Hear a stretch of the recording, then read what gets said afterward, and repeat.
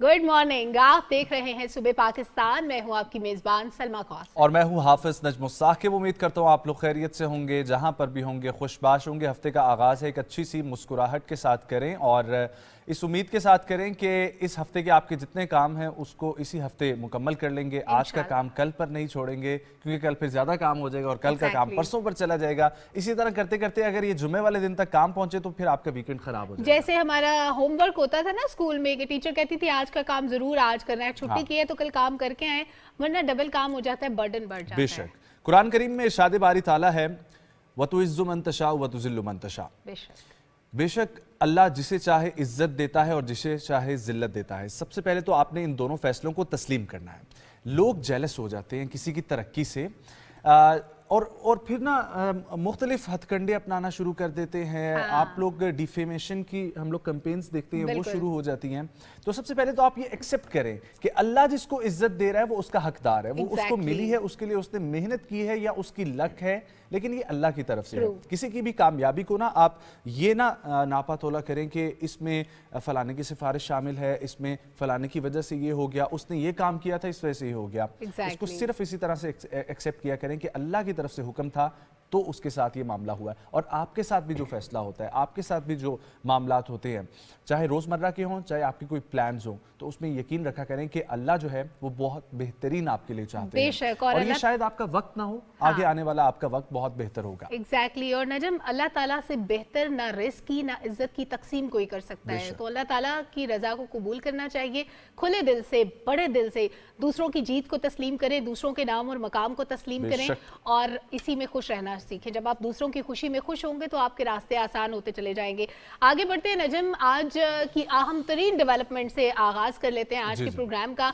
वज़ीर आज़म मोहम्मद शहबाज शरीफ इस वक्त कतर में मौजूद हैं। क्योंकि हम इज्जत और मकाम की बात कर रहे हैं तो हमारे मुल्क का नाम और मकाम दुनिया में कहाँ कहाँ पे इस वक्त पाकिस्तान की रिप्रेजेंटेशन भी चल रही है, पाकिस्तान की डेवलपमेंट के हवाले से बात हो रही है, तरक्की की बात हो रही है। तो इस वक्त वज़ीर आज़म मोहम्मद शहबाज शरीफ कतर में अमीर कतर शेख तमीम बिन हमद अल सानी से मुलाकात भी कर चुके हैं। अक़वाम मुत्तहिदा के ज़ेर एहतमाम कम तरक्की वाले जो ममालिक हैं उनकी कॉन्फ्रेंस के 5वें इजलास में शिरकत के लिए इस वक्त वज़ीर आज़म कतर में मौजूद हैं। अमीर कतर की दावत पर वज़ीर आज़म मोहम्मद शहबाज शरीफ इस कॉन्फ्रेंस में शिरकत कर रहे हैं, जबकि वज़ीर आज़म मोहम्मद शहबाज शरीफ और शेख तमीम बिन हमद अल सानी ने दो तरफ़ा बाहमी मफाद के वसीतर उमूर पर तबादला ख्याल किया और पाकिस्तान और कतर के दरमियान मुआशी और सरमायाकारी समेत दीगर अहम शोबों में पहले से उस्तवार बेहतरीन ताउन को मज़ीद बढ़ाने पर भी बातचीत हुई है। इसके अलावा अमीर कतर ने कतर की तरक्की में पाकिस्तानी मेहनत कशों की काविशों को सराहा और ख़ास तौर पर कतर की मेज़बानी में फीफा वर्ल्ड कप 2022 के कामयाब के इनेकाद के मौका पर पाकिस्तानी सिक्योरिटी हुक्काम की शानदार कारकर्दगी को भी सराहा गया है। ये वज़ीर आज़म वहाँ पर मौजूद है। बहुत खुशाइंद बात है इस तरीके से हमारी ख़ासतौर पर सिक्योरिटी फोर्सेस की अगर हम लोग बात करें तो जितना खूबसूरत फीफा वर्ल्ड कप कतर की तरफ से सजाया गया उतने ही एहसन तरीके से जिम्मेदारियाँ निभाई हैं हम तमाम ही सिक्योरिटी फोर्सेस की तरफ से।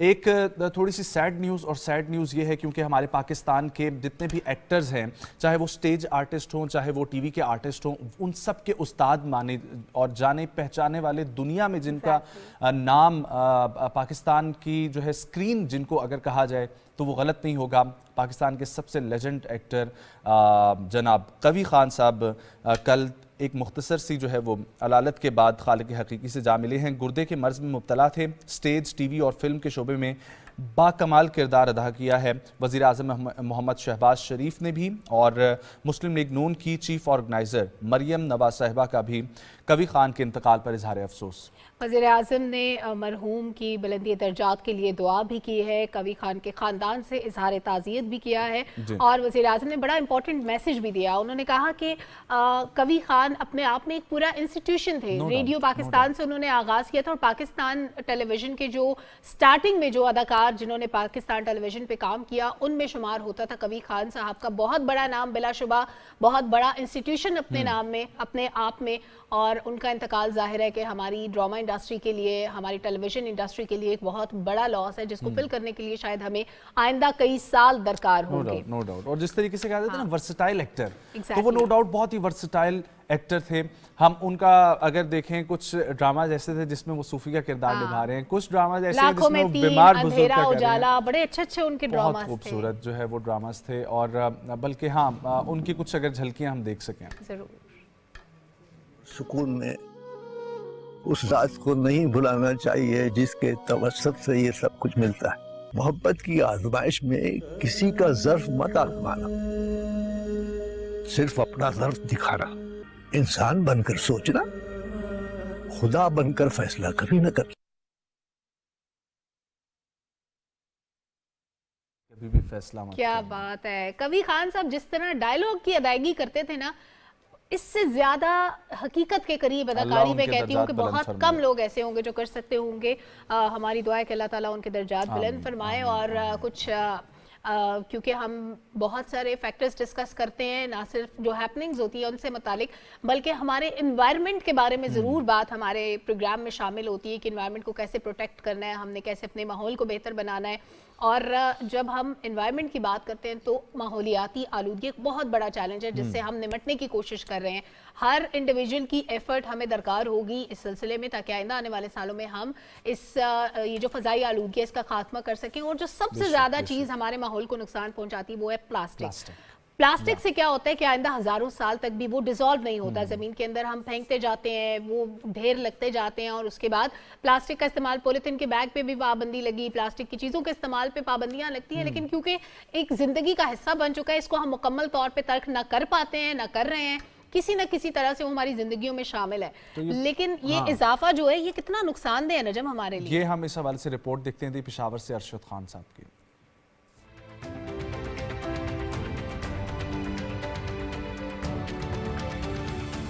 बज़ाहिर गैर मुज़र नजर आने वाला प्लास्टिक एक ऐसी जिन्स है जिसका बेजाय इस्तेमाल न सिर्फ इंसानी सेहत पर बराह रास्त मनफी असर डालता है, बल्कि इसकी लंबे अरसे तक तहलील न होने की खासियत इसे माहौलियाती आलूदगी का एक बड़ा सबब भी बनाती है। प्लास्टिक की अफादियत से किसी को इनकार नहीं, ताहम इसके हद से ज्यादा इस्तेमाल की हौसला शिकनी के लिए दुनिया के मुख्तलिफ ममालिक में कवायद और ज़वाबित बनाए गए हैं। पाकिस्तान भी उन ममालिक में शामिल है जहाँ प्लास्टिक बैग्स के इस्तेमाल पर पाबंदी आयद है। ताहम मुतल्लिका महकमों के गैर मुअस्सर निगरानी के बायस कानून पर अमलदारी न होने के बराबर है और इसकी खरीद और फरोख्त और इस्तेमाल बेदरीग जारी है। जो कानून हुकूमत ने बनाया था बायोडिग्रेडेबल का, उसको उन्होंने खुद खत्म कर दिया। और हम तो कानून को मानते हैं, आपने कहा खत्म करो, हमने खत्म कर दिया, लेकिन आप हमें अल्टरनेटिव दे दो। दूसरी जानिब इंतजामिया का कहना है कि प्लास्टिक बैग्स की खरीद और फरोख्त करने वालों के खिलाफ इक़दामात के अलावा अवाम में माहौल पर इसके असरात के हवाले से आगाही पिलाई जा रही है। इसके साथ साथ मुतबादिल के तौर पर बायोडिग्रेडेबल प्लास्टिक बैग्स को भी मुतारिफ कराया गया है। एक्ट बहुत क्लियर है, इसमें इम्पोर्ट पे, स्टोरेज पे, डिस्ट्रीब्यूशन पे, रिटेल पे प्लास्टिक की तमाम तर एक्टिविटीज़ को बैन कर दिया गया है। माहौलियात के माहिरीन के मुताबिक प्लास्टिक का इस्तेमाल मुकम्मल तौर पर तर्क करना अगर मुश्किल है तो बाज़ रवैयों में तब्दीली लाकर इसके मुज़र असरात से माहौल को किसी हद तक बचाया जा सकता है। एक ये है कि ये रिसाइक्लेबल प्लास्टिक जो है वो इंट्रोड्यूस करें, और दूसरी ये है कि ये कॉटन बैग्स या पेपर बैग्स जो है उस पर जाएं।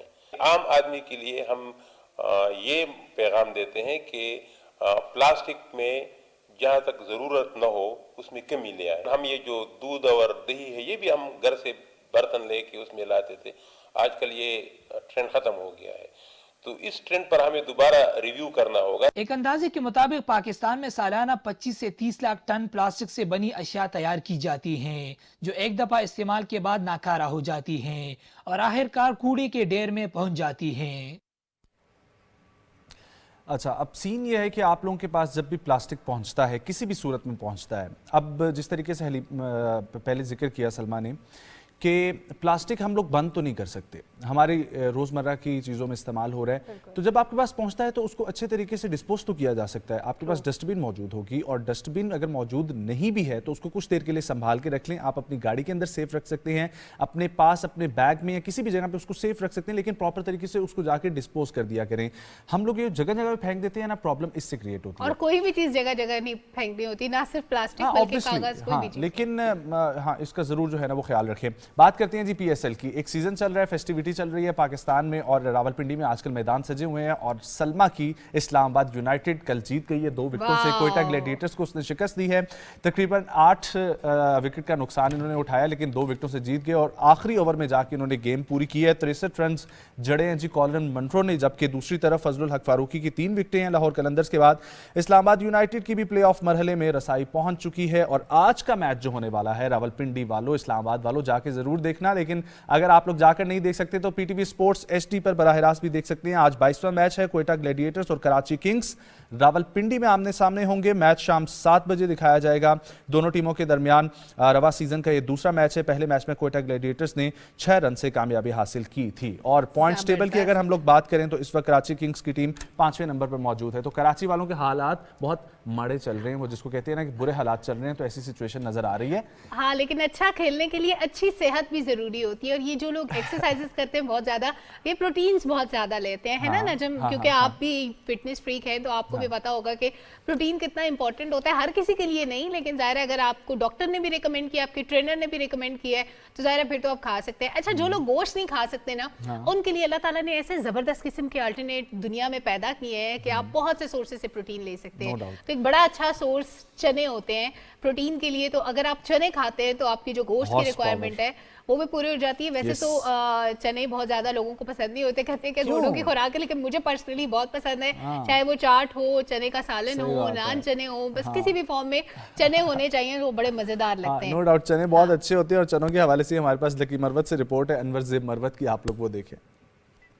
चने की फसल का शुमार बारानी ज़मीनों पर पैदा होने वाली अहम फसलों में होता है, जिसका इन्हिसार अक्सर बारिश के पानी पर होता है। लकी मरवत में ज़ेर-ए-काश्त रकबे का 70% हिस्सा बारानी ज़मीनों पर मुश्तमिल है और यही वजह है कि ज़िले के अक्सर इलाकों में चने की फसल काश्त की जाती है, क्योंकि लकी मरवत की बारानी ज़मीन चने की फसल के लिए इंतहाई मौजूद समझी जाती है। इस फसल से न सिर्फ किसानों को वसी आमदनी हासिल होती है, बल्कि इसे मकामी सतह पर खुराक का एक अहम जरिया भी समझा जाता है और घरों में चने निहायत शौक से पकाए और खाए जाते हैं। माहिरीन के मुताबिक चने में प्रोटीन बहुत ज्यादा पाए जाते हैं, जो कि अच्छी सेहत के लिए बहुत फायदेमंद साबित होते हैं।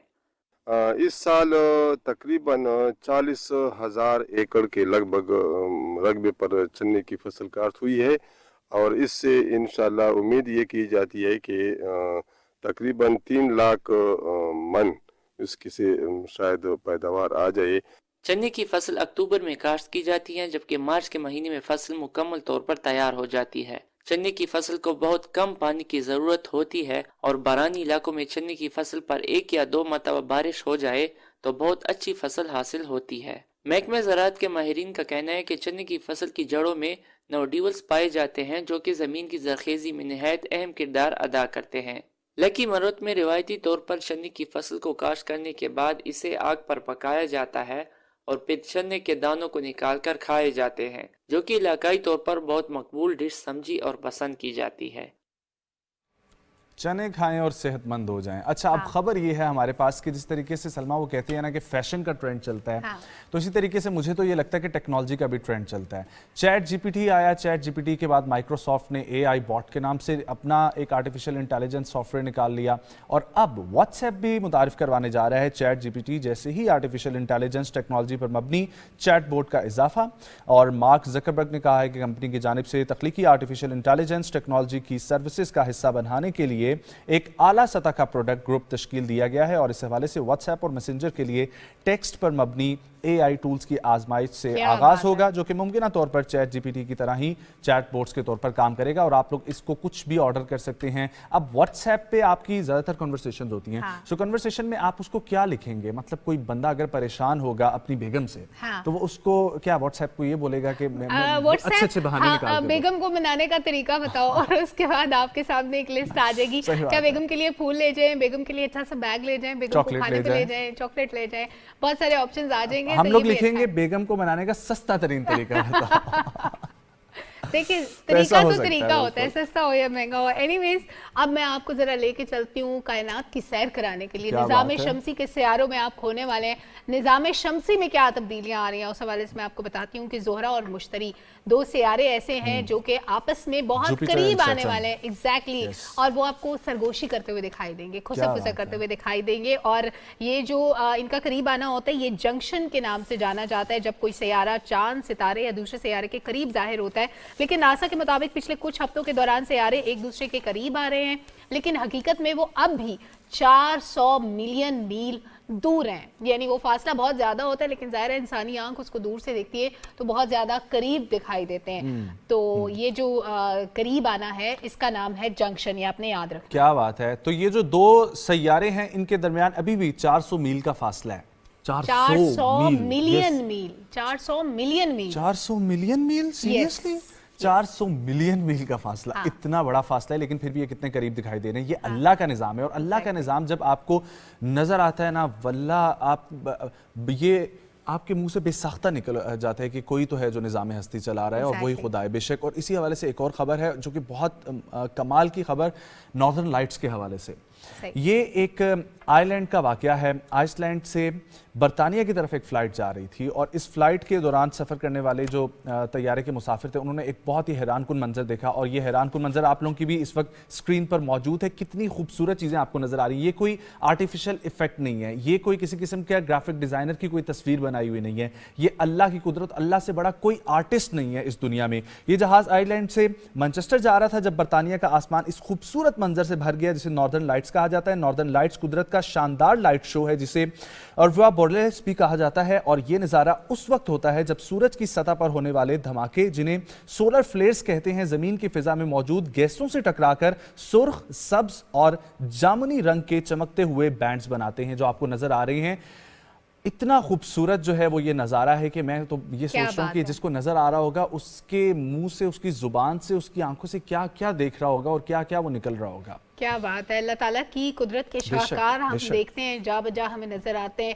کہیں ٹیکنالوجی میں ڈیولپمنٹس نظر آتی ہیں, کہیں کائنات کے اسرار و رموز ہم پہ کھلتے جاتے ہیں اور ہم حیران ہوتے چلے جاتے ہیں. انسانی عقل آج تک اس پوری کائنات کو ہر طرح سے ایکسپلور نہیں کر پائی. ہم ڈیلی کوئی نہ کوئی نیا تجربہ کرتے ہیں, ریسرچ کرتے ہیں, پھر ہمارے سامنے آتا ہے کہ اچھا یہ چیز ایسے بھی ہو سکتی ہے. ہم روبوٹس تیار کر رہے ہیں, ہم آرٹیفیشل انٹیلیجنس کی مدد سے کیا کچھ کر رہے ہیں. تو یہ بہت ساری چینجز ایسی ہیں جو کہ ہم دیکھتے ہیں, سنتے ہیں, محسوس کرتے ہیں اور پھر انسپائر بھی ہوتے ہیں. لیکن ایک ایسی چیز جو کہ ہمیشہ سے ہمارے ذہن کو سکون دیتی ہے اور ہمیشہ اس میں بھی ویریشنز آتی رہتی ہیں, لیکن وہ ویریشنز اتنی انٹرسٹنگ ہوتی ہیں کہ ہم اس میں کھوتے چلے جاتے ہیں. وہ ہوتی ہے موسیقی. اور کراچی کے فریئر ہال کی میں بات کر رہی ہوں جہاں پہ کلاسیکی اور فوک موسیقی پر مبنی 20ویں عالمی میوزک کانفرنس سج گئی جس میں موسیقی کے استادوں کے ساتھ ساتھ شاگردوں نے بھی اپنے فن کے جوہر دکھائے. بالکل جی, عائشہ افرین رپورٹ کر رہی ہیں.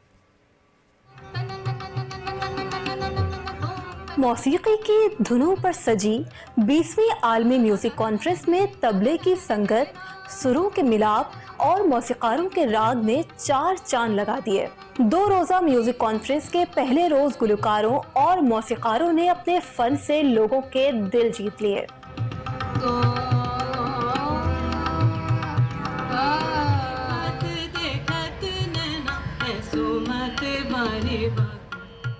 آل پاکستان میوزک کانفرنس کی ڈائریکٹر عائلہ رضا کا کہنا ہے کہ کلاسیکی موسیقی پاکستان کی ثقافت کا اہم حصہ اور اثاثہ ہے. مجھے خوشی ہے کہ نوجوان نسل اس میں بھرپور دلچسپی لے رہی ہے.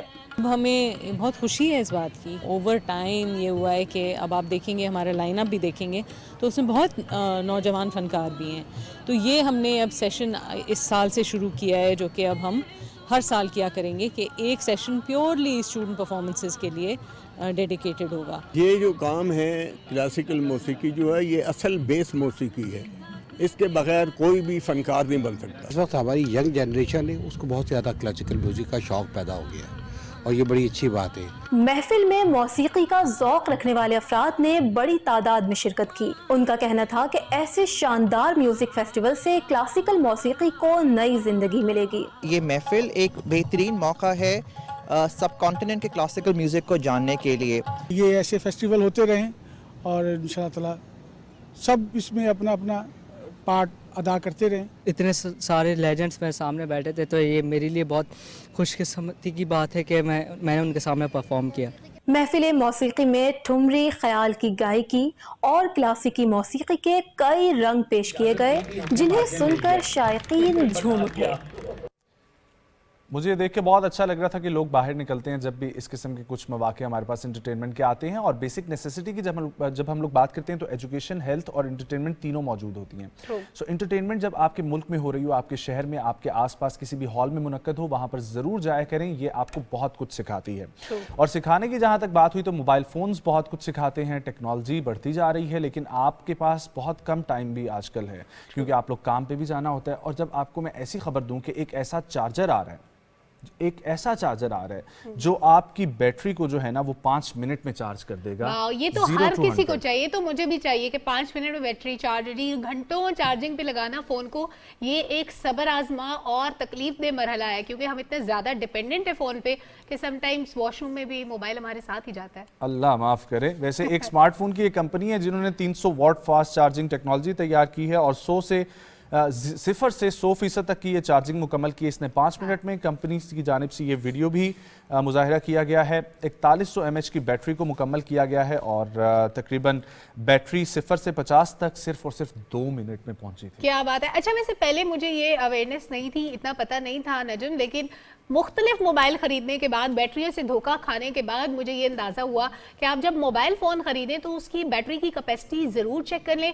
5000 mAh से कम की अगर आप बैटरी लेंगे तो वो ऐसे ड्रेन होगी, क्योंकि जितनी ज़्यादा हम ऐप्स यूज़ करते हैं और जितना ज़्यादा हम इस्तेमाल करते हैं फ़ोन को, तो बहुत ज़रूरी है कि आपका जो फ़ोन है वो कम से कम एक दिन तो निकाले। तो 5000 mAh जो है वो बहुत ज़रूरी है। इससे कम की बैटरी होगी तो फिर अल्लाह ही हाफिज़ है। फिर अल्लाह ताला आपको तौफीक और हिम्मत दे इस सब्र आजमा मरहले से गुजरने की। आप पूरा दिन फोन चार्जिंग पे लगा के घूमे या फिर एक पावर बैंक अपने साथ। और कुछ लोगों के पास तो पूरा मुकम्मल सेब भी मौजूद नहीं है, तो बैटरी कैसे मुकम्मल हो सकती है? ये जो आधा सेब होता है ये बहुत ज़्यादा इन है आजकल, बहुत ट्रेंडी है ये आधा सेब। एनीवेज, अब एक न्यूज़ मेरे पास है एहराम मिस्र से मुताल्लिक़। जितनी पुरानी चीज़ें दरियाफ्त होती हैं ना, उनका ताल्लुक एहराम मिस्र से निकल ही आता है। तो जनाब, सदियों पुराने एहराम मिस्र अरसे से लोगों और साइंसदानों की तवज्जो का मरकज़ है, हम सबको पता है। तो महकमा आसार कदीमा की जानिब से गिज़ा के अजीम हरम में एक हैरत अंगेज़ दरियाफ्त का ऐलान किया गया है और हुकाम ने यह बताया कि हरम के मरकज़ी दाखिली रास्ता जो है उसके पीछे छुपी 9 मीटर तवील राहदारी दरियाफ्त हुई है और इस दरियाफ्त से गिज़ा के अजीम हरम के बारे में मज़ीद जानने का रास्ता खुल जाएगा। अब ये जो राहदारी है ये लोगों ने किस पर्पस के लिए बनाई थी, इसका इस्तेमाल कितने अरसे तक इन लोगों ने किया, क्या फिरौन के ज़माने की है? मैं ये सोच रहा हूँ कि एहराम मिस्र उस वक्त बने कैसे होंगे।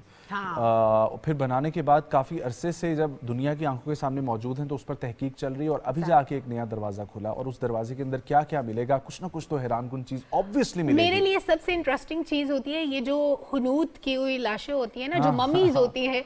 मैं चाहती हूँ कि मैं इनको करीब से देखूँ। मैंने हमेशा टीवी पे देखा, स्क्रीन पे देखा, नहीं मुझे देखना है कि उस वक्त इंसान कितने लंबे चौड़े होते थे और फिर इतने सालों तक जब आप उनको इस तरह से हुनूत कर दें तो उसके बाद उनकी बॉडी में क्या देखें, जमीन के अंदर जाने के बाद तो सिर्फ हड्डियां रह जाती हैं, वो भी चंद एक खत्म हो जाती है इंसानी बॉडी। ये भी मेरा ख्याल है कि ऐसे ही गोश्त भी गल जाता होगा। नहीं, मुझे लगता है गोश्त रहता है, कुछ ना कुछ तो रहता है, मतलब आप उसको स्ट्रक्चर दे सकते हैं दोबारा, इतनी कैपेसिटी उसमें रहती है हुनूत करने की। कोई अगर सुन रहा है इस वक्त जिसने जो है इस किस्म का कोई हनूत की हुई लाश अपने घर रखी हुई है तो सलमा को जरूर बताएं, हम लोग बड़े करीब से देखना चाहते हैं उस चीज़ को। लेकिन अल्लाह ताला का एक निज़ाम है ना नजम के, जो इंसान इस दुनिया से रुखसत हो चुका है, जो इंतकाल कर चुका है या जो रूह अब किसी जिस्म के अंदर मौजूद नहीं है, उसको अल्लाह के सुपुर्द कर देना चाहिए। ये वैसे फिरौन की मम्मी अगर मौजूद है तो वो इसलिए कि हम उससे इबरत हासिल कर सकें। एग्जैक्टली। लेकिन अदरवाइज जो अल्लाह ताला का निज़ाम है हम उसको किसी सूरत नेगेट नहीं कर सकते, डिनाई नहीं कर सकते। अपने प्यारों को हमें अल्लाह के सुपुर्द करना होता है। डेफिनेटली और यही बेहतर तरीका भी मौजूद है। सीवीयू का जब हम लोग जिक्र करते हैं, कराची का जब हम जिक्र करते हैं तो सीवीयू जहन में आता है और सीवीयू का जब हम लोग जिक्र करते हैं तो लोगों को ये चाहिए सीवीयू पे कि हम लोग जाएं तो सरसब्जो शादाब घास उगी हो और मौसम बहुत अच्छा चल रहा हो और सब फैमिली के साथ बैठ के दोस्तों के साथ बैठ के एंजॉय कर रहे हो। ये पहले हम लोग सिर्फ सोचते थे, लेकिन आजकल कराची में ऐसे सीन्स चल रहे हैं। इसी हवाले से पैकेज हम लोग देखते हैं।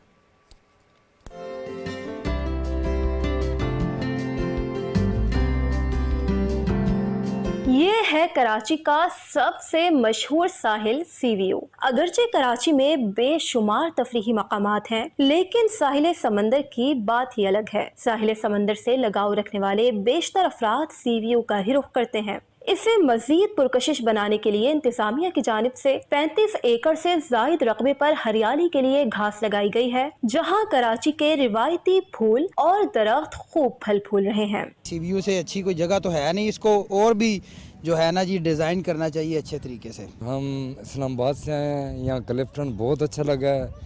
एक साइड पे इतनी खूबसूरत बिल्डिंग है, दूसरी साइड पे समुंदर है। यहाँ पे मुझे आके बहुत अच्छा लगा है, यहाँ का समुंदर और यहाँ की बड़ी बड़ी बिल्डिंग्स मुझे बहुत अच्छा लगा यहाँ पे। ये जो जदीदियत हम देख रहे हैं, बड़ी खुशी महसूस हो रही है। अहलियाने कराची ने इंतजामिया के इस इक़दाम को खूब सराहा। उनका कहना है कि इन दरख्तों और पौधों की वजह से साहिल पर तफरी का लुत्फ दुबाला हो चुका है। फर्स्ट टाइम आई हूँ, अच्छा लगा काफी। बड़ा अजीम मंजर पेश करता है ये समंदर, चारों तरफ अल्हम्दुलिल्लाह लाइटें लग गई हैं। जो हमारे कराची से बाहर से रिलेटिव वगैरह जो आते हैं, हम उनको स्पेशली यहाँ लेकर के आए और उन्होंने यहाँ पे काफ़ी एंजॉय किया। तफरीह के लिए देखें, बच्चे भी माशाल्लाह घूम रहे हैं, बैठ भी रहे हैं यहाँ पे। हरियाली और सफाई साफ सुथरे माहौल के लिए बहुत अहम है, मगर आगाही भी उतनी ही जरूरी है। अवाम को चाहिए कि जिम्मेदार शहरी होने का सबूत दें और साहिल की खूबसूरती को बरकरार रखें।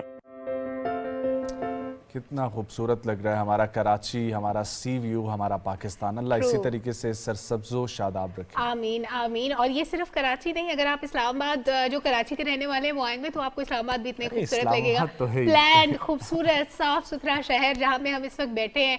मुझे इस्लामाबाद वैसे पर्सनली बहुत पसंद है, मेरा इस्लामाबाद से बाहर निकलने को कभी दिल नहीं करता। अच्छा जी, ये तो आपने कराची की सैर तो कर ली, अब ज़रा आप वापस आ जाएं, आपको समंदरी लहरों की सैर कराते हैं किसी और जगह पे। बरतानिया में एक फोटोग्राफर ने इंसानी शक्ल से मुशाबित रखती हुई समंदरी लहरों को कैमरे की आंख में कैद कर लिया। कितनी इंटरेस्टिंग बात है ये। बरतानवी फोटोग्राफर ने 12 घंटों पर मुश्तमिल फोटोशूट में 4000 तस्वीर ली। इन तस्वीर में वो एक ऐसी तस्वीर देखकर हैरान रह गए जिसमें समंदरी लहर इंसानी शक्ल में कैमरे की आंख में महफूज होगी, और ये तस्वीर इस वक्त सोशल मीडिया पर वायरल हो चुकी है। और एक मजे की बात बताऊं आपको नजम, कि बहुत मरतबा ऐसे होता है कि मैं किसी भी इवेंट को जब पूरा कवर करती हूँ, एक बड़ा अच्छा ऑप्शन होता है कि आप उसको कहीं पे भी पॉज करके उसका स्क्रीनशॉट ले सकते हो, एक अच्छी पिक्चर, वो मोमेंट जिसको शायद आप क्लिक करके कैप्चर नहीं कर सकते, वो आप इस तरह से कैप्चर कर सकते हैं। ये है कि बहुत सारे फोटोग्राफर्स के लिए जो बेचारे 100,000 क्लिक्स करते हैं, लेकिन उसके बाद जाके इस तरह की कोई एक तस्वीर सामने आती है। नो डाउट, मूवी बनाया उसमें से स्क्रीनशॉट ले लें, सिंपल। ये वाइल्ड लाइफ फोटोग्राफर जो हैं वो भी बहुत देर इंतजार करते हैं एक इस तरह की पिक्चर लेने के लिए। शेर के मुंह खोलने का इंतजार करते हैं, सोचे वो बैठ के घंटों तक। सही बात है, कोई पानी पी रहा हो जानवर, उसका इंतजार करते हैं। तो बहुत इस तरीके की मेहनत तरफ काम तो होता है, लेकिन नो डाउट उसका रिजल्ट भी अब इस तरह मिल रहा है कि पूरी दुनिया और हम लोग भी यहाँ पर बैठे हुए डिस्कस कर रहे हैं। अच्छा जी, सिब्बी की तरफ आपको लेकर चलते हैं, जहाँ पर तारीखी मेला 3 रोज से जारी है, और 3 रोज से जारी था बल्कि, और अब खत्म हो चुका है। जिन लोगों ने वहाँ पर शिरकत की है बहुत अच्छी बात है, वरना दोबारा इंतजार करें, कुछ ना कुछ मेला दोबारा आएगा। वज़ीर दाखिला बलूचिस्तान मीर ज़िया लांगू इख्तितामी तकरीब के मेहमान खुसूसी थे, और इसी हवाले से रिपोर्ट कर रहे हैं कोयटा से वकार अहमद। मेले के तीसरे रोज मवेशियों की इख्तितामी परेड हुई।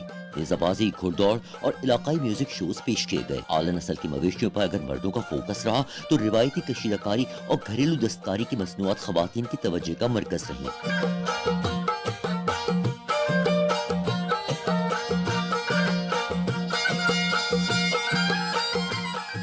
ज़राअत के साथ लाइव स्टॉक बलूचिस्तान की मजमूई मईशत में बुनियादी हैसियत रखता है। 1487 में मीर चौकर आजम के अहद से शुरू होने वाला सिबी मेला ब्रिटिश दौर में भी जारी रहा। क़याम पाकिस्तान के बाद 1948 के सिबी मेले में कायद आज़म ने खुसूसी शिरकत की। बाबा कौम की शिरकत के बाद ज़रई और सनती एग्जीबिशन और बल्दियाती कन्वेंशन भी मेले का हिस्सा बन गए। सर सिबी के मेले में आते हैं, यहाँ पे बहुत मजा आता है। हम मेले में आते हैं, मेले में घूमते हैं, देखते हैं स्टॉल्स पर मुख्तलिफ चीज़ों को देखते हैं। पूरा साल जो है हमें सिब्बी मेले का बहुत ज़्यादा इंतजार रहता है। अंदाजा है मेले में करोड़ों रुपए के माल मवेशी की खरीदो फरोख्ती। मवेशियों का व्यापार मुकम्मल होने के बाद लाइव स्टॉक मेले के बिजनेस की तफसीली रिपोर्ट जारी करेगा।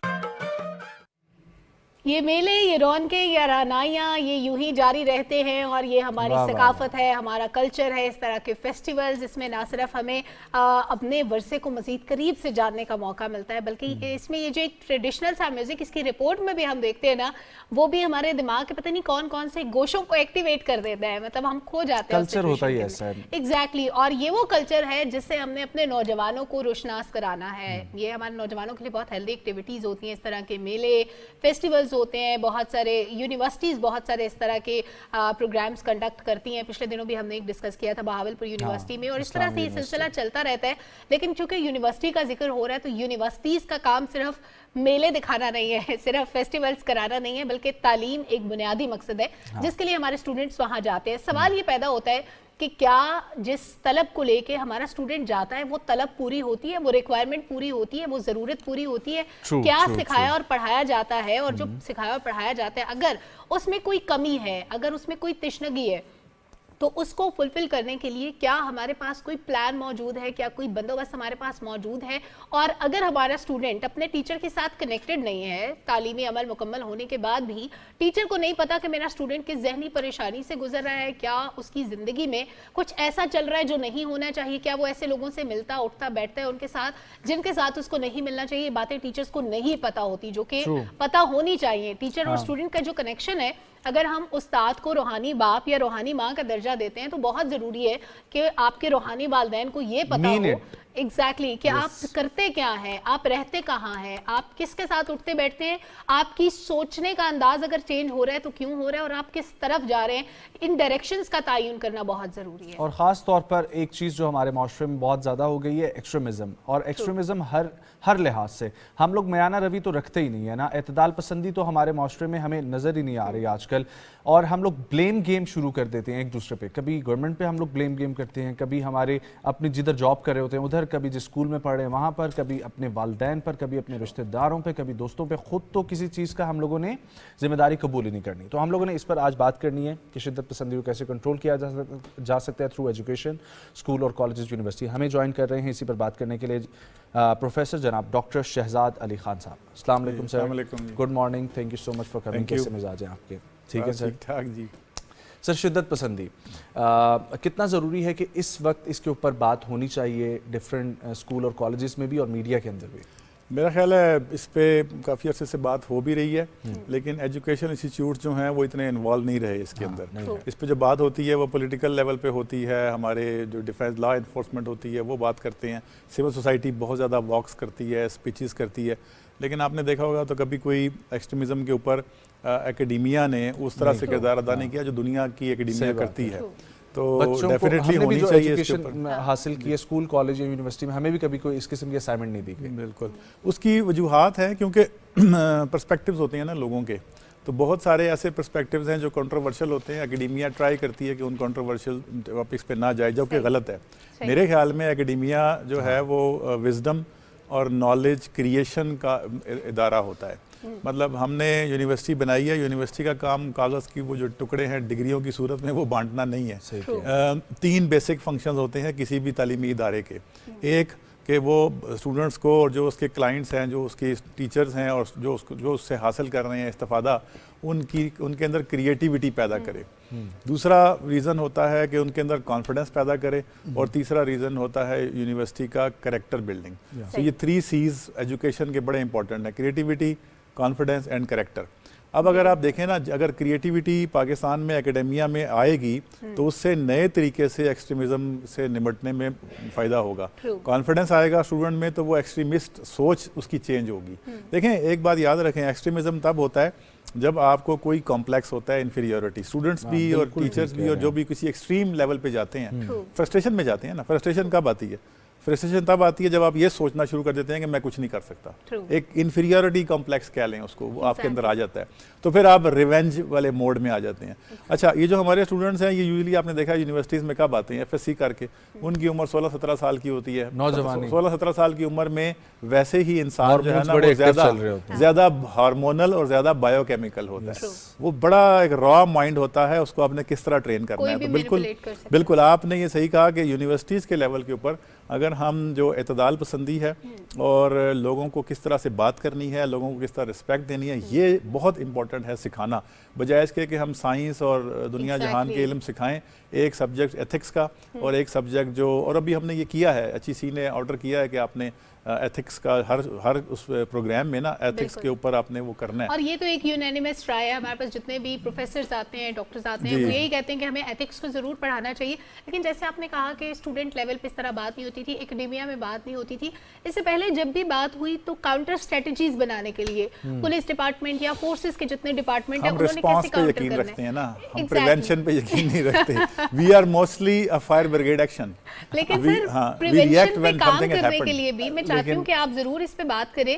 کیا یہ ذمہ داری صرف پی ٹی وی کی ہے؟ کیا پاکستان ٹیلی ویژن کے علاوہ باقی اداروں کی یہ ذمہ داری نہیں کہ وہ اس پہ بات کریں, اویئرنیس کریٹ کریں, اسکالرز کو بلائیں؟ میرا خیال ہے وہ as a state television as a state entity sir باقی ادارے بھی تو اسٹیٹ کے اندر ہے, لیکن باقیوں کو اس کو سپورٹ کرنا چاہیے. بالکل میں ایگری کروں گا کہ ایسا ہونا چاہیے. لیکن ایک چیز دیکھیں نا, جب بھی کبھی آپ اس قسم کی کوئی ایکٹیویٹی کرتے ہیں نا تو کچھ اس کے مخالفین آتے ہیں اور کچھ لوگ جو ہیں وہ اس کے حق میں بولتے ہیں. اسٹیٹ کا یہ کام نہیں ہوتا, تو اس لیے پی ٹی وی کے لیے بہت آسان ہے, کر لیتے ہیں کیونکہ ان کی رسپانسبلٹی ہے اور اسٹیٹ نے ہی لا اینڈ آرڈر کو سچویشن کو بہتر کرنا ہوتا ہے. تو پی ٹی وی ہمیشہ لیڈ لیتا ہے اس چیز کے اوپر. باقی جو ہیں وہ اپنی ویورشپ کے پیچھے رہتے ہیں اور اپنی ٹی آر پی کے پیچھے جب رہتے ہیں تو اس میں تو سنسنی پھیلائیں گے.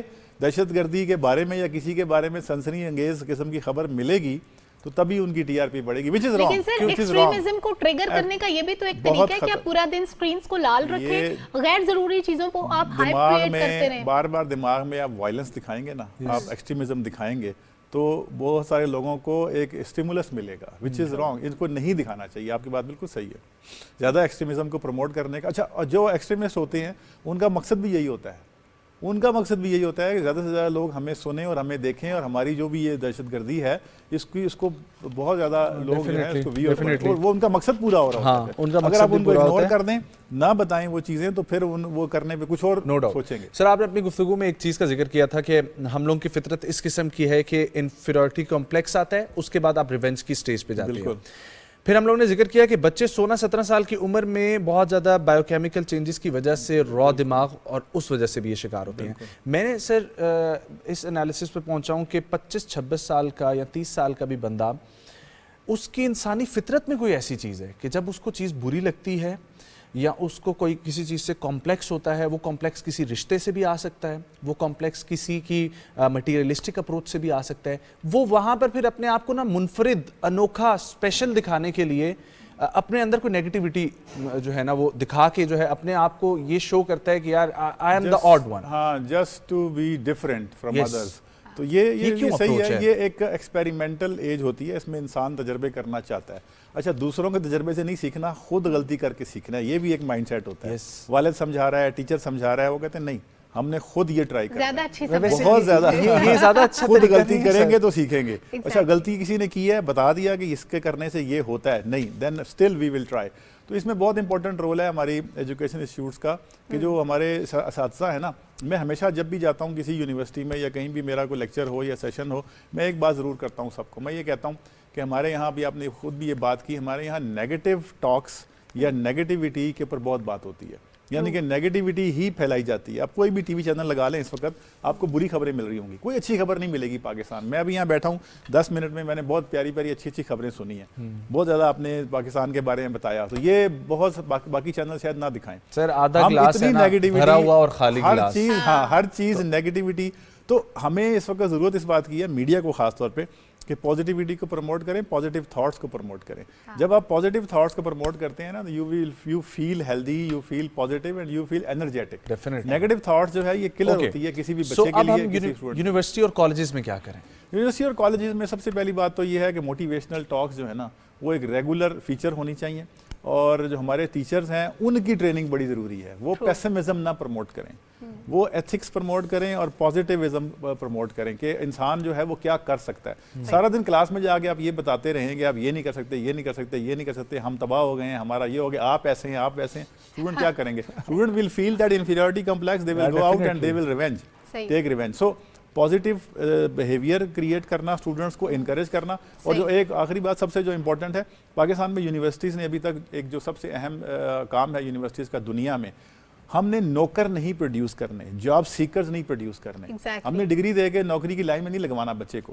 ہمارا کام ہونا چاہیے ہم انٹرپرنور پروڈیوس کریں. انٹرپرنور اسٹارٹ اپس ہے ہی نہیں پاکستان میں. آپ خود سوچیں کون سی یونیورسٹیز ہیں جو اسٹارٹ اپ پہ کام کرتے ہیں؟ بہت کم ابھی شروع ہوئے ہیں. اس سے پہلے آج سے 5 سال میں کتنے اسٹارٹ اپ یونیورسٹیز سے نکلے ہیں. نہیں, یہ چیمبر والے کر لیں گے یا بزنس کمیونٹی بیٹھ کے کر لے گی یا سول سوسائٹی کر لے گی, وہ علیحدہ ہے.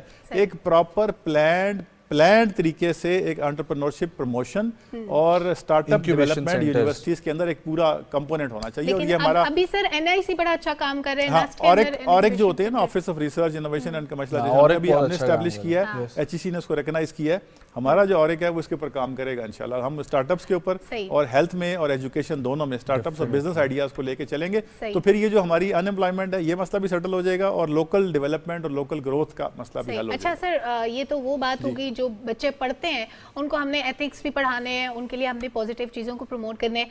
जिन बच्चों को पढ़ने का शौक नहीं है, वो मतलब यूनिवर्सिटी भी शायद माँ बाप के कहने पे चले जाओ, कुछ तो जाते भी नहीं है, उनके लिए क्या अपॉर्चुनिटीज़ हम दे सकते हैं? वो कैसे पॉजिटिवली अपनी एबिलिटीज को यूटिलाइज? मेरे ख्याल में ना हर एक यूनिवर्सिटी के अंदर बहुत इंपॉर्टेंट शुबा होता है, उसे हम कैरियर काउंसलिंग कहते हैं। सही। जब टीचर का ये काम है, जब वो देखे एब्सेंटिज्म ज़्यादा हो रहा है, स्टूडेंट्स का इंटरेस्ट कम है, स्कोर्स नहीं सही ले रहे, आ नहीं रहे, तो then is the time to talk to that student and of course the parents.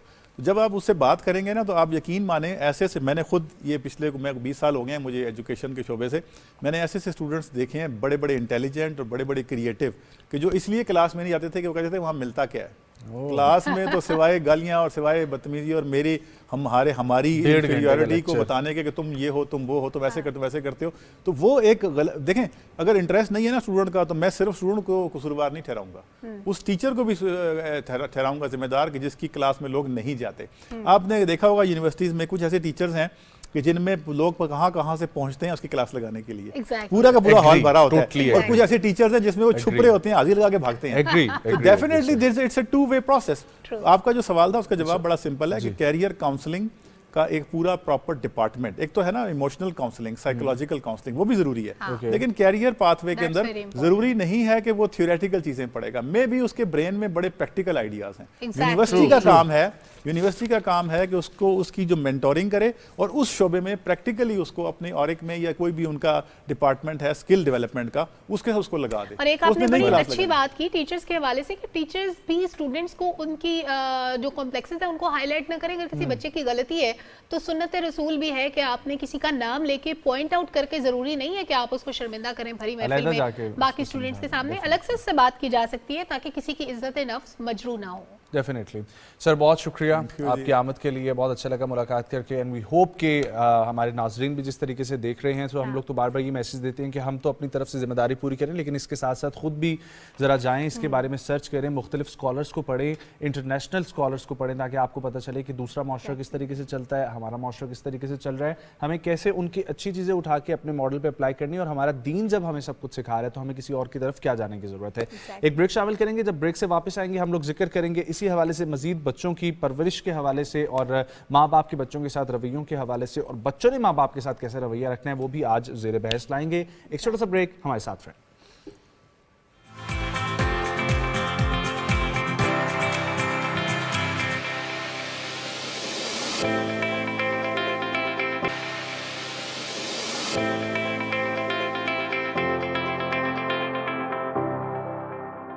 एक बार फिर से सुबह पाकिस्तान में आपको खुशामदीद कहते हैं। हमारे साथ मौजूद हैं मोहतरमा फरजाना अब्बासी साहिबा, और हम लोग जिक्र कर रहे हैं, बात कर रहे हैं एक ख़ातून जिस तरीके से माशरे में ग्रो करती हैं और फिर उनको जितनी मुश्किलात का सामना होता है, और एक आप बिल्कुल ग्रॉस रूट लेवल से कैसे जो है वो ऊपर तक तरक्की करते हैं, और हर स्टेज हर सीढ़ी को कितने करीब से देखते हैं, पहचानते हैं, और फिर उनसे हमें सीखना भी चाहिए ख़ास तौर पे। अच्छा मैम, हम लोग जिक्र कर रहे थे इस हवाले से कि घर वालों को मनाने का प्रोसेस कितना मुश्किल होता है, या घर वाले क्या क्या रिजर्वेशंस रखते हैं। सो आपके केस में क्या हुआ? मेरे केस में ये हुआ कि जब मैंने अपनी आवाज़ रेज़ की कि मुझे आगे पढ़ना है, मुझे आगे जाना है, तो सबसे पहले तो मुझे बंद कर दिया गया कि नहीं, अब आपने 8वीं के बाद पढ़ना ही नहीं है। लेकिन मैंने अपनी स्ट्रगल नहीं छोड़ी और अपने पेरेंट्स को कन्विंस करने की कोशिश की कि आप एक दिन मुझ पे प्राउड करेंगे और आपका सर कभी भी मैं झुकने नहीं दूंगी, और मेरा ये इरादा है कि मैं पढ़ूं, आगे बढ़ूं और एक एज अ रोल मॉडल अपनी ख़ानदान की लड़कियों के लिए एक रोल मॉडल साबित हो। और अम्मी अबू में से पहले कौन माना? Mother, definitely, you know mother is always as a friend. Therefore shelter. Yeah, जी no बिल्कुल। doubt. तो मेरी मदर ने फिर मेरे फादर को कन्वेंस किया और मेरे पेरेंट्स जब कन्वेंस हो गए तो मुझे और किसी की कोई परवाह नहीं थी। उनकी सपोर्ट से मैं आगे बढ़ी और आफ्टर मैट्रिक मैंने रेडियो ज्वाइन किया, रेडियो के साथ साथ में पढ़ती भी रही और जॉब भी करती रही और इस तरह से अल्लाह का शुक्र है कि आज मैं अच्छे एक मुकाम पे हूँ एज अ मीडिया कोऑर्डिनेटर। ठीक है। सो आपने ये तो सुना घर वालों की तरफ से थोड़ी बहुत रिस्ट्रिक्शंस हुई, लेकिन उसके बाद जब फील्ड में आप गई, रेडियो पाकिस्तान से आपका सफ़र शुरू हुआ, मेरा खुद रेडियो पाकिस्तान से सफ़र शुरू था, तो वहाँ पर पहली नौकरी, फिर आप जाके प्रोफेशनली सीखना शुरू करते हैं। लोग आसपास एनवायरनमेंट में आपको मुनफरिद मिलते हैं, आपको ऑब्जर्व भी किया जा रहा होता है और कई लोग जज भी कर रहे होते हैं। सो क्या क्या एक्सपीरियंस किया आपने वहाँ पर? देखिए सबसे पहले तो फैमिली में मुझे बहुत ज़्यादा इश्यूज फेस करने पड़े कि ये शोबिज़ में आइए, अब पता नहीं क्या करेंगी। उन्होंने फिर अपनी बच्चियों को ये कहा कि आपने ना आगे नहीं बढ़ना, वरना आपने फरजाना की तरह बागी होना है, अपनी मर्ज़ी से फील्ड सेलेक्ट करनी और उसमें आगे बढ़ना है, तो हम कभी भी आपको सपोर्ट नहीं करेंगे। लेकिन मुझे रेडियो में माहौल बहुत अच्छा मिला, एटमॉस्फेयर अच्छा मिला। देखिए माहौल एटमॉस्फेयर आप पे डिपेंड करता है ना, आपकी सोच, आपका जो बिहेवियर है, आपकी जो नेचर है, उसके मुताबिक आप अपने माहौल को ढाल लेते हैं। और ख़वातीन के लिए ये मैं ज़रूर कहूँगी कि उनको ये होता है कि हम बाहर निकलेंगे तो हमारे लिए बड़ी प्रॉब्लम्स होंगी, ऐसा नहीं है।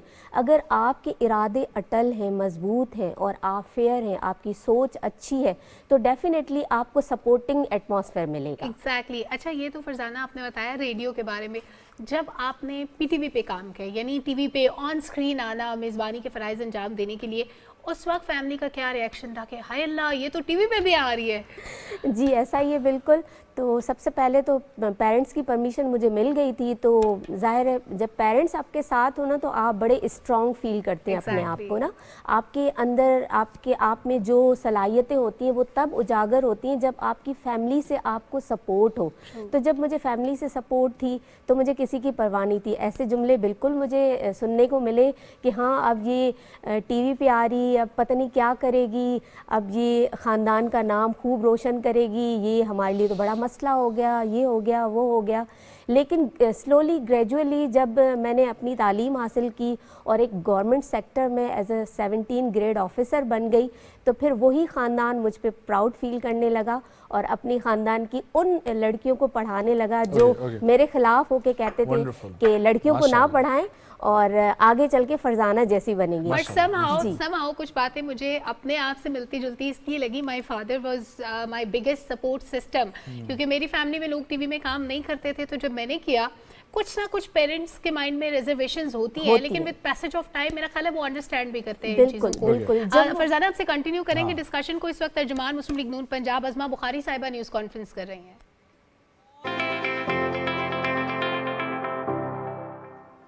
वेलकम बैक जनाब। अब कुछ बच्चों की तरबियत की बात कर लेते हैं। उनकी तालीम से मुतालिक तो हम पहले गुफ्तगू कर चुके हैं। बच्चों की तरबियत बहुत ज़रूरी होती है वालिदैन के लिए, और ना सिर्फ वालिदैन के लिए बल्कि माशरे के लिए भी। बच्चे माशरे से बड़ा कुछ सीखते हैं। वो अपनी नानी, दादी, फुप्पो, खाला उनके घर जाते हैं, उनके साथ टाइम स्पेंड करते हैं, वहाँ से बड़ी चीज़ें पिक करके आते हैं, क्योंकि माँ बाप जो सिखाते हैं वो कभी भी गलत बात नहीं सिखाते। कोई वालिदैन अपने बच्चे को नहीं कहते कि तुम झूठ बोलो, तुम चोरी करो। ज़ाहिर है सारे पेरेंट्स मना करते हैं, लेकिन कहीं ना कहीं बच्चा गलतियां करता है और वो गलतियां वो अपनी सोसाइटी से सीखता है। उन गलतियों की करेक्शन कैसे करनी है, ये असल सवाल है और इसको आज डिस्कस करते हैं। बिल्कुल जी, इसी पर बात करने के लिए हमें ज्वाइन कर रही हैं माहिर नफ्सियात मोहतरमा ताहिरा जावेद साहिबा। अस्सलाम वालेकुम मैम। गुड मॉर्निंग, कैसी हैं आप? अल्हम्दुलिल्लाह। मैम बच्चों की परवरिश एक बहुत मुश्किल मरहला, और ख़ास तौर पर जब पहला बच्चा फैमिली का हो और फिर फैमिली भी आपकी जॉइंट फैमिली हो, तो और ज़्यादा आपको जो है ना वो देखना पड़ता है, क्योंकि माँ के पास इतना बच्चा नहीं रुकता जितना चचा, चची, फिर ताया, ताई भी अगर हों फैमिली में, जितनी मर्जी बड़ी फैमिली आप कर लें। सो पहले बच्चे की परवरिश, और जब आप प्लानिंग कर रहे होते हैं, आपका बेबी हो गया, उसके बाद माँ बाप को किन स्टेप्स को जो है ना वो फॉलो करना चाहिए? अच्छा, इन केस ऑफ जो पहला बच्चा होता है वहाँ पर ये चीज़ समझने की बहुत ज़्यादा ज़रूरत है कि हमारे लिए ना वो बच्चा एक एक्सपेरिमेंट होता है। पेरेंट्स भी लर्न कर रहे होते हैं कि उन्होंने पेरेंटिंग कैसे करनी है। एट द सेम टाइम जो दादा दादी, चाचा चाची होते हैं, उनके लिए भी वो एक टॉय होता है जिसके ऊपर सारी एक्सपेरिमेंटेशन होती है. सो हमें इस चीज़ को पहले रियलाइज़ करना चाहिए कि it's not something to be experimented upon. हमें बहुत केयरफुल रहने की ज़रूरत है. और सबसे पहले पेरेंटिंग का जो रूल है वो हमें अपने आप को देखना पड़ता है. हमारे इमोशनल कंट्रोल कैसे हैं, हम उसको जो मॉडल करके दिखाएंगे वो एज इट इज़ लेगा. हम ये तो चाहते हैं हमारा बच्चा झूठ ना बोले, पर हम उसको ही बचपन से कहते हैं बेटा जाके बाहर को, अब्बू घर पे नहीं है. दैट मीन्स हमने उसे छोटे छोटे चीज़ों में लाए करना सिखाना शुरू कर दिया. सो एज पेरेंट्स सबसे पहले तो हमने अब ये रियलाइज़ कर लेना है कि अब जब हमारे लाइफ में हम मियाँ बीवी से, बेटा बेटी से पेरेंट बन गए हैं तो हमें अब अपने बिहेवियर्स को चेक करना चाहिए, अपने इमोशंस को चेक करना चाहिए. सो रूल 1 तो ये. फिर इसी तरह से हमने दूसरी चीज़ जो रियलाइज़ करनी है दैट इज़ कि ये बच्चा परफेक्ट नहीं हो सकता. पेरेंटिंग के 3 मेजर फियर्स जो होते हैं ना वो ये होते हैं कि जी हमारा बच्चा परफेक्ट हो जाए, ये हैप्पी रहे हर वक्त और सक्सेसफुल हो जाए. लेकिन कोई बच्चा भी हर वक्त तो हैप्पी नहीं रह सकता कि ये रोया क्यों है. वो एक आवाज़ आती है तो पूरा ख़ानदान चीखना शुरू होता है, क्यों रो रहा है, क्यों रो रहा है. इट्स ओके, बच्चा है, वो अपनी नीड्स कम्युनिकेट करने के लिए रोएगा. उसको भूख लगेगी तो रोएगा, नींद आएगी तो रोएगा. उसके पास कम्युनिकेशन की कोई और वे नहीं है ना. सो वी नीड टू सी कि he can not be happy, he can not be perfect all the time, and he can never always be very successful at the first attempt. अब वो चलना शुरू करेगा तो 10 दफ़ा गिरेगा, तब जाके वो सीखेगा. सो सक्सेसफुल भी नहीं हो सकता. ये फियर्स नहीं होने चाहिए. होना ऐसा चाहिए कि हम इन चीज़ों को लर्न करेंगे, बच्चे को उसकी ग्रोथ पे आने दें. लाइकवाइज डिसीजंस हैं छोटी छोटी एज में. अब एज पेरेंट हमें ये भी लर्न करना होगा कि जो पहला बच्चा हमारी लाइफ में आया उसके सारे डिसीजंस हमें लेने ज़रूरी नहीं होते. Sometimes give the child the choice, उसको डिसाइड करने दें. जैसा कि मैम फॉर एग्जांपल किस एज में क्या बच्चे को आप ऑप्शन देते हैं? देखिए फॉर एग्जांपल छोटे से बच्चे को आप 2-3 खानों की ऑप्शन तो दे सकते हैं. बेटा you want to have this और this, let him take the decision. उनको एक अमाउंट दे दें कोई चीज परचेज करने के लिए कि इसमें रहते हुए आप डिसाइड करें आपको क्या खरीदना है. बड़ी आप उसे कपड़ों की चॉइस दे दें. आप 3-4 शर्ट्स निकाल के उसको पूछ लें वो कौन सी पहनना है. और वैसे ना भी पूछे तो आजकल के बच्चे खुद ही कपड़े निकाल के ले आते हैं कि मैं ये कपड़े पहनूंगा. अच्छा एक और चीज कि बच्चे आजकल बड़े डिवाइस डिपेंडेंट हैं. पेरेंट्स की मसरूफियत की वजह से, घर वालों की मसरूफियत की वजह से अब वो डिवाइस डिपेंडेंट होना जाहिर है खतरनाक है. हम सबको पता है. बच्चे को डिवाइसेस का आदी किस एज में बनाना चाहिए? दूर तो हम नहीं रख सकते. किस एज में डिवाइस देनी शुरू करें? आपको जो स्टैटिस्टिक्स मौजूद हैं उन्होंने बड़ा क्लियरली मेंशन किया हुआ है कि तकरीबन 1.5 साल से 2 साल के बच्चे तक आप सिर्फ 30 मिनट्स के लिए वीडियो कॉल्स पे सिर्फ उसको एक पैसिव डिवाइस दे सकते हैं. इसी तरह से आगे जब आप जाते हैं तो 30 मिनट्स का आप वैसे उसको हाथ में डिवाइस देते हैं with an educational learning, right. फिर आप आहिस्ता आहिस्ता देखें तो 1 घंटे 1.5 घंटे से ज़्यादा का किसी एज में भी आपको रिकमेंडेड नहीं है कि आप बच्चों को अनअटेंडेड जो है वो फ़ोन्स दे दें. जबकि हमारे यहाँ पे तो बच्चा जैसे ही पैदा होता है तो मेरा ख्याल है 3-4 महीने के बाद से हम उसके पास राइम्स लगाना शुरू कर देते हैं. उसके बाद से ऑनवर्ड्स वो फ़ोन ही बच्चों के हो जाते हैं and they are so dependent कि उनकी कम्युनिकेशन अफेक्ट हो रही है. अब हमारे क्लिनिक्स में स्पीच के बहुत सारे इश्यूज आ रहे हैं. स्पीच डिले है. अब उसमें ability to speak is already there, लेकिन डिवाइसेस की वजह से क्या हो रहा है? चाइल्ड सुनने की आदत पड़ गई. सुनने की आदत है. बोलूं क्यों जबकि डिवाइस मुझसे पूरी बातें कर रही है. I don't feel the need to talk. Socialise नहीं करते. पूरा डिवाइस तो उनकी फ्रेंड्स बन गई, सारी दोस्तियां उसी में हो रही हैं, सब कुछ. ये इवन टीनेज में ये इशू बहुत ज़्यादा है कि आपके सारे friends they are in that device. आप लिख के उनसे बातें कर रहे हैं, सब कुछ चल रहा है. So you don't feel the need to actually go somewhere and socialise. So device dependent नहीं होना चाहिए. मैम एक और चीज़ है, एक फितरत बच्चों के अंदर जिद, और फिर जिद माँ बाप की एक फितरत को ट्रिगर करता है गुस्से को. ज़िद्दी बच्चों के साथ पहले तो बच्चे ज़िद्दी होते ही क्यों हैं? ठीक है, उनकी कोई नीड नहीं पूरी हो रही इस वजह से, और अगर बच्चा हो गया ज़िद्दी तो उसके साथ डील कैसे करना चाहिए? देखिए सबसे पहले तो बच्चे ज़िद्दी होते क्यों? क्योंकि कहीं ना कहीं ज़िद्दी भी पेरेंट ही बनाता है उनको. पहले तो हम उनको कोई काम भी नहीं करने देते, राइट. अब जैसे पेरेंटिंग के रूल्स हज़रत अली ने बहुत ही क्लियरली हमें बता दिए थे, लेकिन हम इस्लाम को उतना डिटेल में पढ़ते नहीं ना. उन्होंने कहा कि 7 साल तक बच्चा शुड बी एन आका एन आप गुलाम हो. 7 to 14 में आप आका और बच्चा गुलाम, और 14 के बाद उसे मुशीर बना लें. अब ये जो छोटी एज है जहाँ पे बच्चे को आका होना चाहिए था और आपको गुलाम होना चाहिए था, दैट मीन्स आप उसको एक्सप्लोर करने दें, उसकी पर्सनालिटी को डेवलप होने दें, फ्लरिश होने दें, and just be there as a guide. उसके साथ रहें, उसको देखते रहें, राइट. अब वहाँ पे स्टबर्ननेस कैसे आती है? बच्चा कहता है मैंने ये खाना है, हम ज़िद लगा लेते हैं. हम एज पेरेंट पहले ज़िद्दी होते हैं, नहीं तुमने यही खाना. وہ کہہ رہے ہیں مجھے دوسری چیز دے دیں جو سامنے ہی پڑی ہے which is not unhealthy. نہیں یہی کھانا ہے, یہی پہننا ہے, یہی کرو گے, یہی کرنا ہے, وہاں سے بچے میں ضد آنا تو شروع. ماں باپ ایسا کیوں کرتے ہیں؟ ماں باپ اس لیے کرتے ہیں کیونکہ وہ پرفیکٹ بنانا چاہتے ہیں. ان کے خیال میں جو انہوں نے سوچ لیا ہے اب اس باکس کے اندر انہوں نے بچے کو فٹ ان کرنا ہے. اچھا اس سے بڑھ کر وہ کیا کرتے ہیں, اگر تو دوسرا تیسرا بچہ ہے تو پہلے پہ یہ اسٹریٹجی اپلائی کی تھی تو اب اس پہ بھی کرنی ہے, اور پہلے نے ایسے کیا تھا تو اس کو بھی. اچھا یہ کمپیریزنز جو کرتے ہیں ہم لوگ, یہ کیوں کرتے ہیں ہم کمپیریزن اسی اس میں کر رہے ہوتے ہیں. ہم نے ایک آئیڈیل اپنے مائنڈ میں بنایا ہوتا ہے, بے شک وہ آئیڈیل ہمارے سوسائٹی میں سے کوئی ہوتا ہے یا وہ ہمارے مائنڈ میں ایک آئیڈیل بنا ہوا ہوتا ہے, ہم ڈرامے میں بچے کو ڈرامے میں دیکھا ہوتا ہے, کسی نیبر میں دیکھا ہوتا ہے, اب ہم کمپیریزنز کرنا شروع کر دیتے ہیں, وہ تو ایسے کرتا ہے تم نہیں کرتے. اچھا اس میں سب سے بڑا جو مسئلہ ہم کریٹ کر لیتے ہیں اپنے لیے, سبلنگز میں کمپیریزن. وہ سبلنگ رائیولری میں چلا جاتا ہے, بچوں کو آپس میں نفرت شروع ہو جاتی ہے کہ یہ تو ہر وقت مجھے بڑے سے کمپیئر کرتے ہیں, ہر وقت چھوٹے سے کرتے ہیں. وہ ان نوئنگ رائیولری ڈیولپ ہونا شروع ہو جاتی ہے, ریلیشنز افیکٹ ہو رہے ہوتے ہیں. اچھا پیرنٹ پھر کیا کرتے ہیں, پیرنٹ اس کو اوور کم کرنے کے لیے اور زیادہ ان کو سنبھالنے کی کوشش کرتے ہیں کنٹرول سے, اس سے پیرنٹ چائلڈ ریلیشن شپ افیکٹ ہونے شروع ہو جاتے ہیں. کہیں نہ کہیں مسائل آتے ہیں, لیکن آپ نے اگزامپل بڑی خوبصورت کوٹ کی ہے کہ بچوں کا جو فلرش کرنے کا پیریڈ ہے ان کو ایکسپلور کرنے دے چیزوں کو.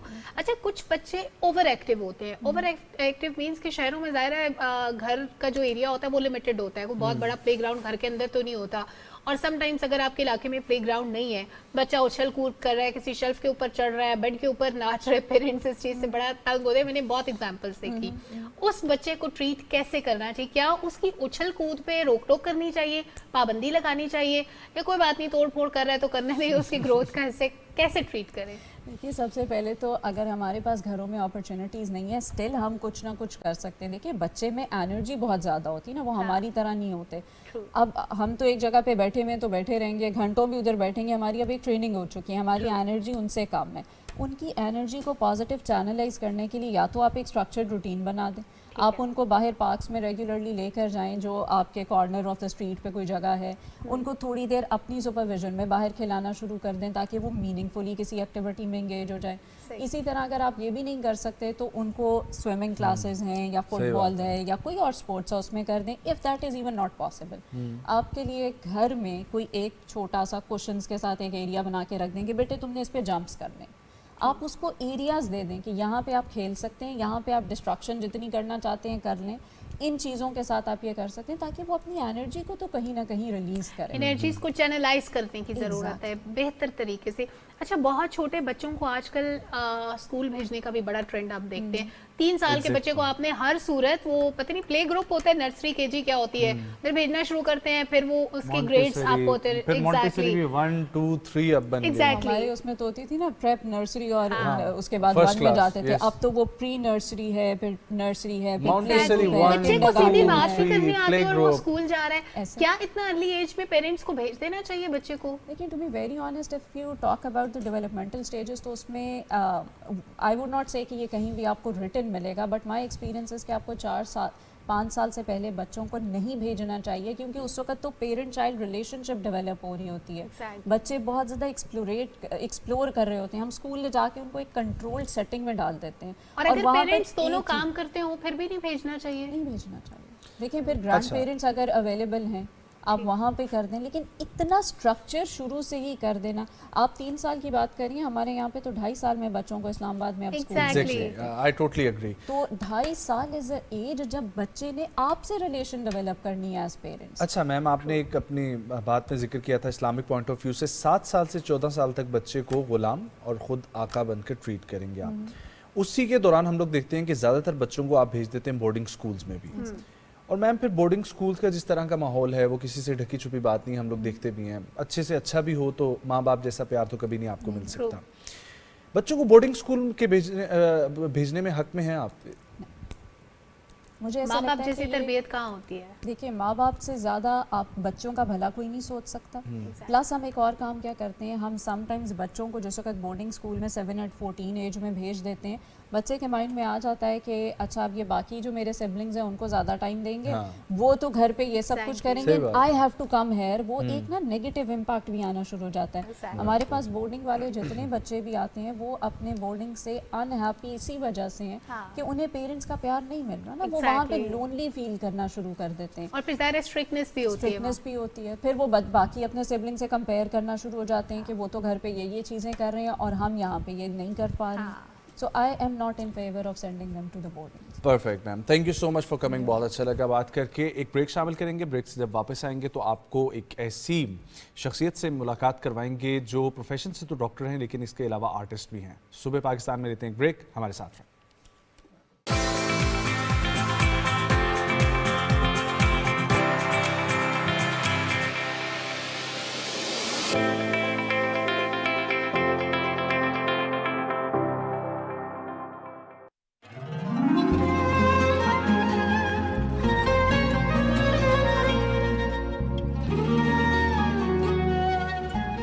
اقرأ باسم ربك الذي خلق.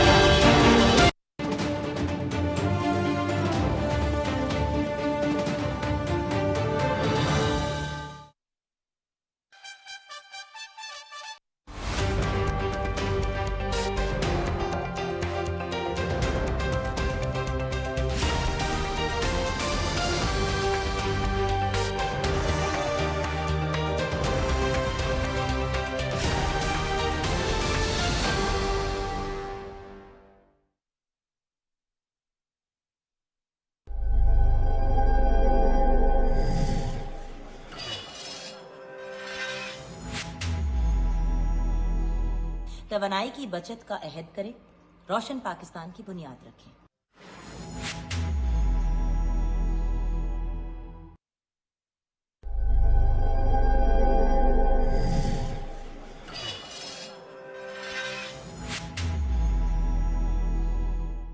توانائی بچائیں, معیشت بچائیں, انرجی بچائیں.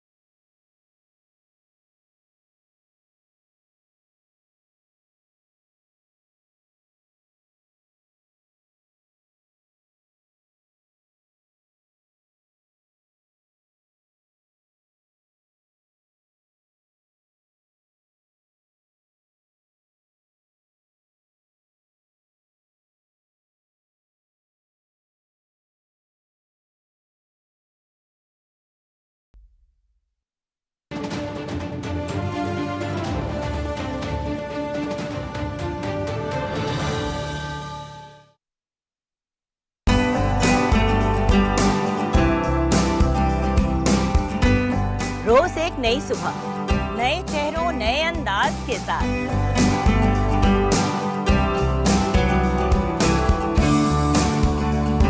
آپ کے من پسند ستارے ہوں گے ہمارے ساتھ.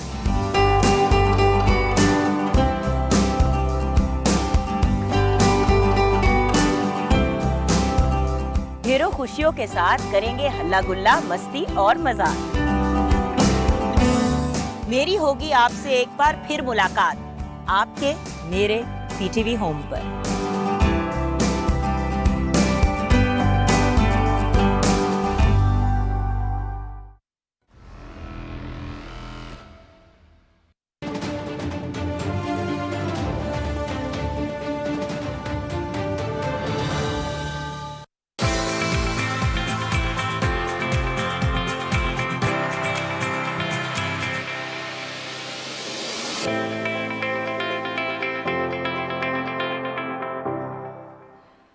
ویلکم بیک ناظرین. آپ کے سامنے میں اور نجم موجود ہیں. ہم دونوں تو صرف اینکر ہیں, لیکن اگر آپ اپنے پروفیشن کے ساتھ ساتھ کچھ اور بھی کرتے ہوں تو آپ کی پرسنالٹی کو بھی 4 چاند لگ جاتے ہیں. میں بات کر رہی ہوں ایک ایسی ڈاکٹر کی جو پریکٹسنگ ڈاکٹر تو ہیں ہی, ساتھ ہی ساتھ آرٹسٹ بھی ہیں, اور ان کے جو آرٹ ہے بڑا منفرد, بڑا خوبصورت آرٹ ہے. اپنے ہاتھوں سے نئی نئی چیزیں تخلیق کرنا, پھر ان کی ایگزیبیشنز بھی کروانا, تو یہ سب کیسے ہوتا ہے, کیسے کر لیتی ہیں اتنا کچھ مینیج؟ آج ہم انہی سے پوچھتے ہیں. ہمارے ساتھ موجود ہیں جی ڈاکٹر سعدیہ فضل صاحبہ. السلام علیکم میم.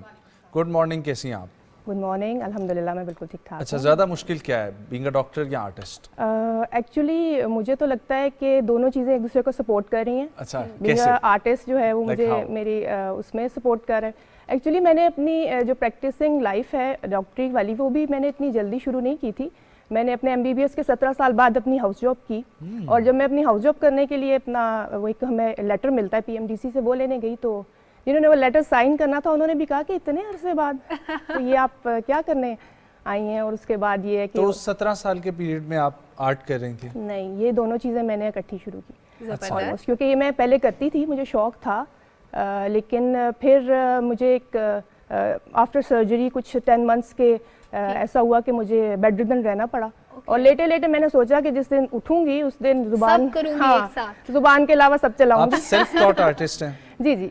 اچھا, آپ کے سامنے ایک راؤنڈ فریم پڑا ہوا ہے. سب سے پہلے میں یہ دیکھنا چاہتی ہوں کہ اس فریم پہ آپ نے یہ کیا آرٹ ورک کیا ہے, کیسے کیا, اور اس میں مٹیریل کیا یوز ہوا ہے؟ بڑا خوبصورت لگ رہا ہے. یہ آرٹ ورک جو ہے نا, یہ میں دکھانا اس وجہ سے چاہ رہی تھی کہ یہ میرا ایک میں اس کو سیو دا ارتھ کے نام سے یہ والا میں نے بعد میں شروع کیا, جب مجھے تقریباً 1.5 سال ہو گیا یہ اپنا کام پروفیشنلی شروع کیے ہوئے.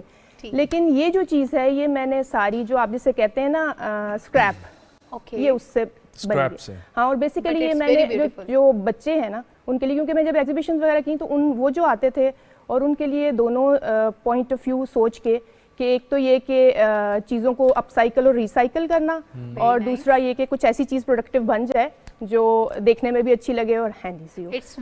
تو یہ بیسیکلی کارڈ بورڈز ہیں جو ہمارے عام پیکنگ مٹیریل آتا ہے, یہ اس کی بیس ہے جو دیکھنے میں بہت ہیوی لگ رہی ہے, but it's very light weight. اور اس کے اوپر جو ہے میں نے اسٹینسل آرٹ, اور یہ ہے جی sculpture painting basically. Very nice, very beautiful. اور یہ آپ کو بنانے میں کتنا ٹائم لگتا ہے؟ اب تو بہت تھوڑا لگتا ہے, مطلب اس کو ڈرائنگ کا جتنا ٹائم ہے وہ 24 آورس ہے, اور پھر پینٹ کو ڈرائی ہونے کا, یعنی آئیڈیلی تو اس کو 2 ڈیز میں یہ ہو جاتا ہے کمپلیٹ پورا. وہ اور یہ تو ایک چیز ہو گئی, ایک راؤنڈ سا باکس بھی نظر آ رہا ہے, یہ کیا جیولری باکس ہے, کینڈل ہے, یہ کیا ہے؟ یہ سارے جو میری مین اسکرین پینٹنگز ہیں نا اور کیلیگرافی ہے, اس کے علاوہ یہ چیزیں میں نے اب جب ایگزیبیشن شروع کرنی, یہ سب کی سب وہی ہیں جو میرا, یہ میں نے آپ کو بتایا نا سیو دا ارتھ والا میرا جو میں نے ابھی شروع کیا, یہ اسی میں. یہ بھی ایک ایسا پلاسٹک کا باکس ہے جو میں نے یہ بھی را مٹیریلز ہیں. جی ایگزیکٹلی, ویری نائس, سارا اسی طرح. اور یہ بہت اچھا آپ کا پروجیکٹ ہے ارتھ کے نام سے. تو یہ بھی میں نے شروع میں تو اس طرح نہیں کہ گو ود دا فلو, اب میں جاتی ہوں ایگزیبیشنز پہ تو جو مجھے لگا دوسری چیز یہ کہ یہ بھی اسی طرح ایک ووڈن باکس ہے ڈفرنٹ. اور یہ اس کے اوپر کیا مٹیریل لگا ہوا ہے؟ اس کے اوپر یہ جو فلاور ہے یہ میں نے اسکلپچر پیسٹ سے بنایا ہوا ہے, اور یہ اسکلپچر پینٹنگ کہلاتی ہے یہ چیز. آپ کے بھی تھوڑی دیر پہلے فن پارے دیکھ رہے تھے ہم لوگ ٹی وی اسکرینس پر, ماشاءاللہ سے بڑے ہیوج قسم کے جو ہے پورٹریٹس بھی آپ کے بنے ہوئے ہیں کیلیگرافی کے. سو کیلیگرافی ہی کیوں آپ نے چوز کی؟ اچھا, کیلیگرافی میں نے سارے میڈیمز سب ٹرائی کیے, سارے کیلیگرافی بھی کی, اور جو لیکن آپ کا ایک وہ سیلنگ پوائنٹ جو ایک مین یونیک چیز ہے وہ کیا ہے؟ یونیک چیز, اب میں تھوڑے عرصے بعد مجھے یہ لگا کہ مجھے آؤٹ آف دا باکس کچھ کرنا چاہیے, کہ جو سب پینٹنگ تو سب کر رہے ہیں, جس کا لینڈسکیپس بنا رہے ہیں, تو اس سے اچھی جو میرا مائنڈ سیٹ تھا وہ یہ تھا کہ جو پکچرز ہوتی ہیں آج کل وہ تو اتنی اچھی آ گئی ہیں, تو مجھے کچھ اس طرح کا پینٹنگ سے ریلیٹڈ کچھ ایسا کرنا چاہیے جو آؤٹ آف دا باکس ہو, جو نہ چل رہا ہو عام اس میں. اب ایون اسکلپچر پینٹنگ بھی بہت لوگ کر رہے ہیں, لیکن میں نے ایبسٹریکٹ اسکلپچر پینٹنگ شروع کی. میں نے کیلیگرافی بھی جو ہے اسی طرح یہ فلوئڈ میڈیم پہ میری ہوئی ہوئی ہے, اگر آپ مجھے ضرور مطلب اس کو بیس میں نے فلوئڈ میڈیم یوز کیا, یہ بھی ایک ٹیکنیک ہوتی ہے آرٹ کی, تو اس کے اوپر بہت اچھا. یہ ساری چیزیں ایسی ہیں جیسے آپ نے وہ اسکلپچر مٹیریل یوز کیا ہوا ہے, اور ڈفرینٹ کیلیگرافی, یہ سب وہ چیزیں ہوتی ہیں جو ہم جیسا انسان شوق بھی رکھتا ہو بغیر سیکھے نہیں کر سکتا. آپ نے کیا یوٹیوب سے مدد لی, یا کیسے تھوڑا بہت آئیڈیا کسی چیز کا کیسے لیا؟ یوٹیوب سے, ہاں ڈیفینیٹلی, پنٹرسٹ, یوٹیوب سے میں نے لی. لیکن جو چیز میرے مائنڈ میں تھی نا وہ یہ تھی کہ جو میرے پاس مٹیریل مجھے نظر آتا ہے نا, میں ایکسپیریمنٹلی بھی اس کو ایز این ایکسپیریمنٹ بھی اس کو یوز کرتی ہوں, اور اس کے بعد یہ ڈفرینٹ ٹیکسچرز جو ہیں یہ ڈفرینٹ اس سے بھی بن کے نکلتے ہیں, اور بہت دفعہ الحمدللہ ایکسپیریمنٹ سکسیزفل بھی ہو جاتے ہیں. اور جو ہے آپ سے ڈسکشن کنٹینیو کریں گے. اس وقت وزیر اعلیٰ پنجاب محسن نقوی مزار قائد پر حاضری دے رہے ہیں. اپنے ناظرین کو براہ راست مناظر دکھاتے ہیں. اس وقت ڈاکٹر سعدیہ فضل ہمارے ساتھ اسٹوڈیوز میں موجود ہیں. ڈاکٹر سعدیہ, دونوں پروفیشنز کی بات ہو رہی ہے, آپ کا یہ شوق اور آپ کا وہ پروفیشن جو ساتھ ساتھ چل رہے ہیں, کبھی مریضوں کو بھی اپنے آرٹ سے ٹھیک کرنے کی کوشش کی ہے آپ نے؟ جی بالکل. ابھی تو فی الحال یہ پائپ لائن میں میرا پروجیکٹ ہے, کیونکہ جو مینٹل ہیلتھ ہے وہ آج کل بڑا مجھے اس پہ بڑا انٹرسٹ بھی ہو رہا ہے, اور اس طرح کچھ, اور یہ جو تھراپیز ہیں لائک یہ آرٹ تھراپی اور یہ سارا کچھ, یہ ایک میرا پائپ لائن پروجیکٹ ہے ابھی, کیونکہ میں ان دونوں کو کولیبریٹ کرنا چاہ رہی ہوں. ڈیفینیٹلی آپ کریں, اور ہم اس پہ دوبارہ بھی پروگرام کریں گے. Thank you so much doctor صاحبہ فار کمنگ, بہت اچھا لگا بات کر کے. مجھے سلمیٰ کو, صبح پاکستان کو دیجیے اجازت, ملاقات ہوگی کل. بہت سارا خیال رکھیں, اللہ حافظ.